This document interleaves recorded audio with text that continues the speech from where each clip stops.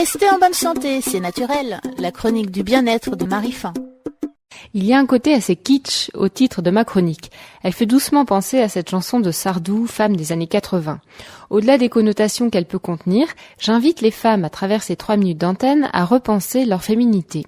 Cette invitation porte spécifiquement sur cette période du mois où, soupçonnée d'irritabilité et de mauvaise humeur chronique, elle pourrait d'une part faire un geste pour la planète et d'autre part vivre plus confortablement cette période ingrate. Pensez qu'en France actuellement, plus de 16 millions de femmes ont leurs règles. Si l'on considère qu'une femme consomme 5 tampons ou serviettes par jour pendant 5 jours tous les mois, cela fait 300 jetables par an. Ce qui nous amène à près de 5 millions de jetables par an, rien qu'en France.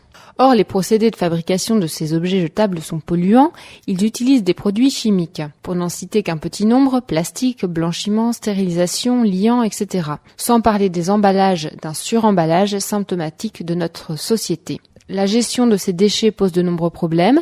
Certaines protections mettraient plusieurs centaines d'années à se dégrader quand elles ne sont pas enfouies, devenant ainsi source potentielle de microbes.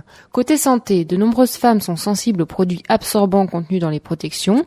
Elles ont un risque accru de développer une sécheresse ou des ulcères vaginaux. Et je ne fais que citer en passant le rare mais néanmoins réel syndrome du choc toxique lié à l'utilisation des tampons. Or, il existe une alternative à ces soucis planétaires et féminins qui n'est pas très répandue encore et qui mériterait bien meilleure presse. Il s'agit de cette fameuse coupe menstruelle en silicone qui présente non seulement l'avantage de ne pas être polluante, mais aussi de vous éviter des soucis de santé. Côté écologique, cette coupe est réutilisable et sa durée de vie est de 10 ans. N'étant pas blanchie avec des produits irritants comme le chlore ou le javel, elle pollue moins lors de sa fabrication. Côté santé, elle ne perturbe pas la flore vaginale. Par ailleurs, elle n'entretient pas l'humidité autour de la vulve et permet donc d'éviter les mycoses comme le font parfois les serviettes. Très bien tolérée, elle peut être portée près de 10 heures sans gêne et sans odeur. Elle s'utilise aussi bien la nuit que pour pratiquer votre sport favori et ne demande comme entretien qu'une stérilisation après chaque période de règles.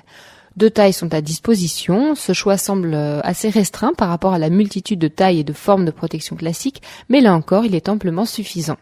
Côté pratique, il faut certes un minimum d'entraînement et de bonne volonté pour se sentir à l'aise avec cette nouvelle pratique, mais tout est une question d'habitude et le jeu en vaut largement la chandelle.